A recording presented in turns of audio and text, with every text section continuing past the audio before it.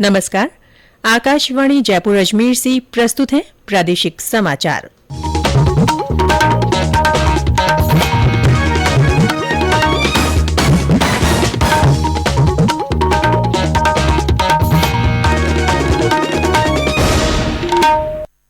मुख्य समाचार।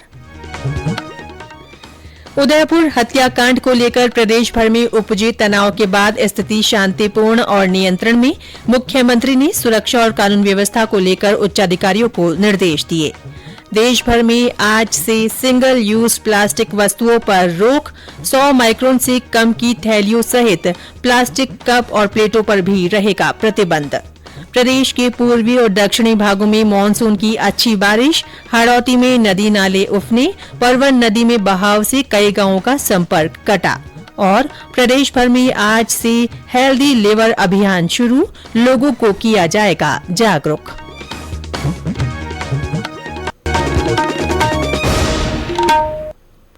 समाचारों के साथ मैं रितिका गुप्ता। और अब समाचार विस्तार से। उदयपुर हत्याकांड को लेकर प्रदेश भर में स्थिति तनावपूर्ण लेकिन नियंत्रण में बनी हुई है। कल राजधानी जयपुर सहित कई शहरों में रखा गया बंद शांतिपूर्ण रहा। कहीं से किसी अप्रिय घटना के समाचार नहीं है। इस बीच मुख्यमंत्री अशोक गहलोत ने सुरक्षा और कानून व्यवस्था को लेकर उच्चाधिकारियों के साथ एक बार फिर बैठक की।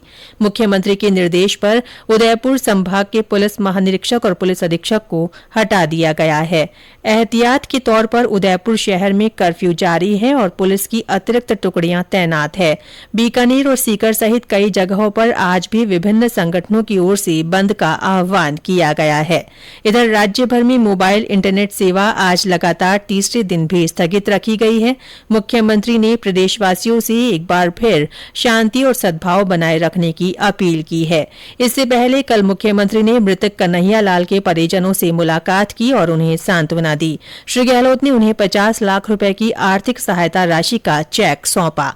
मुख्यमंत्री ने कन्हैया लाल के घायल साथी ईश्वर गौड़ से भी मुलाकात की और मुख्यमंत्री सहायता कोष से 5 लाख रुपए देने की घोषणा की। श्री गहलोत ने प्रदर्शन के दौरान घायल हुए कांस्टेबल संदीप चौधरी की भी कुशलक्षेम पूछी और उन्हें भी पुरस्कार स्वरूप 10 लाख रुपए देने की घोषणा की। इस बीच एटीएस ने हत्याकांड के अभियुक्तों को कल कोर्ट में पेश किया, जहां से उन्हें 14 दिन की न्यायिक हिरासत में भेज दिया गया। देश भर में आज से सिंगल यूज प्लास्टिक वस्तुओं पर प्रतिबंध लागू हो गया है।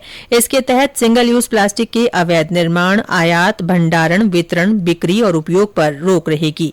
प्रतिबंध को प्रभावी ढंग से लागू करने के लिए राष्ट्रीय और राज्य स्तरीय नियंत्रण कक्ष स्थापित किए जा रहे हैं।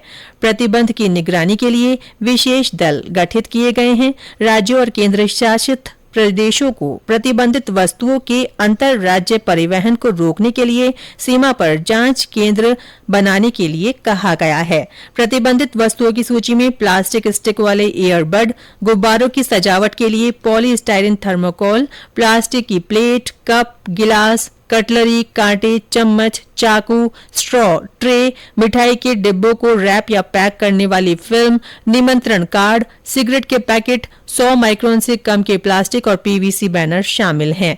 प्रधानमंत्री नरेंद्र मोदी ने लोगों से सिंगल यूज प्लास्टिक का इस्तेमाल नहीं करने का आह्वान किया है। साल 2022 तक देश को सिंगल यूज प्लास्टिक से मुक्त करने का लक्ष्य हमें हासिल करना है। ये भी देखने को मिल रहा है कि प्लास्टिक के कैरी बैग का उपयोग बहुत तेजी से घट रहा है। मुझे ये भी जानकारी है कि देश भर में करोड़ों लोगों ने सिंगल यूज प्लास्टिक का उपयोग न करने का संकल्प लिया है। ऐसे प्लास्टिक से हमें देश को मुक्त करना है। इससे पर्यावरण का भी भला होगा, हमारे शहरों की सड़कों और सीवेज को ब्लॉक करने वाली बड़ी समस्या का समाधान भी होगा और हमारे पशुधन की, समुद्री जीवन की भी रक्षा होगी।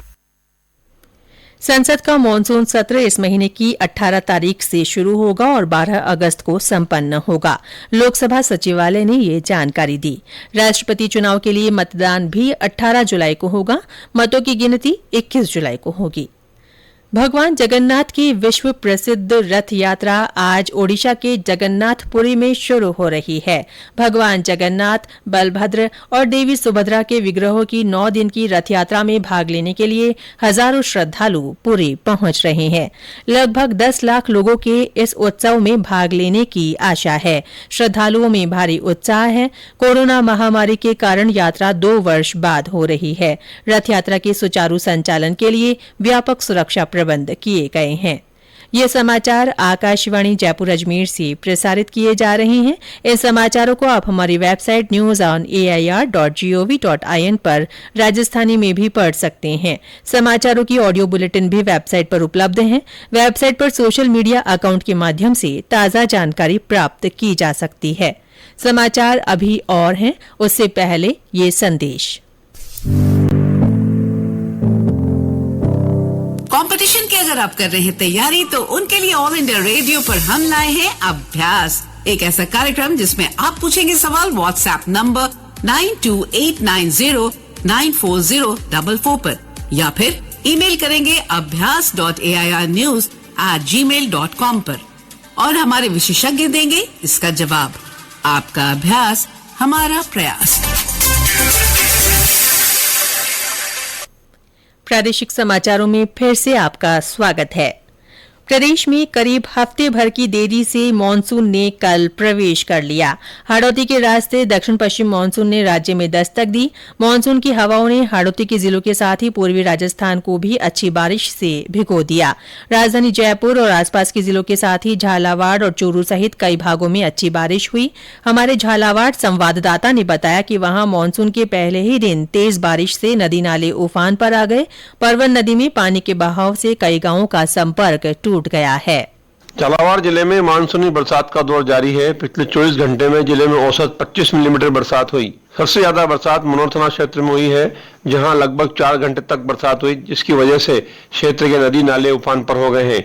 परवन नदी में उफान से क्षेत्र के कई गांवों का संपर्क टूट गया है। परवन नदी की खाताखीड़ी की पुलिया डूबने से गांवों का रास्ता अवरुद्ध हो गया है। इस बरसात से जिले में खरीफ की बुआई शुरू हो गई है, जिससे किसान काफी प्रसन्न है।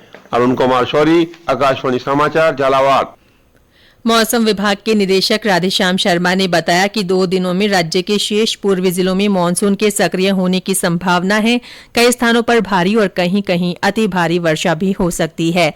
विभाग ने आज जयपुर, दौसा, सवाईमाधोपुर, टोंक, बूंदी, कोटा, बारां, सीकर, नागौर, बीकानेर, श्रीगंगानगर, हनुमानगढ़, पाली, अजमेर और भीलवाड़ा जिलों तथा आसपास के क्षेत्रों में बारिश की संभावना जताई है। देशव्यापी कोविड टीकाकरण 197 करोड़ 60 लाख की संख्या पार कर गया है। कल देश भर में 10 लाख से ज्यादा टीके लगाए गए।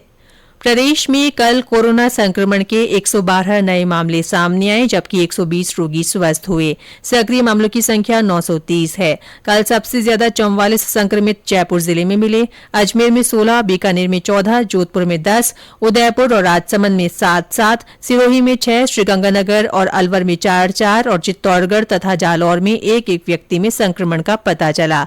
कल हनुमानगढ़ में इस बीमारी से एक मरीज की मृत्यु हुई। प्रदेश भर में आज से हेल्दी लिवर अभियान शुरू हो रहा है। इस अभियान के तहत गांवों में लोगों को स्वस्थ लिवर के महत्व के बारे में जागरूक किया जाएगा। इसके लिए सभी जिला कलेक्टरों को जिला स्तरीय और ब्लॉक स्तरीय कार्य योजना बनाने के निर्देश दिए गए हैं।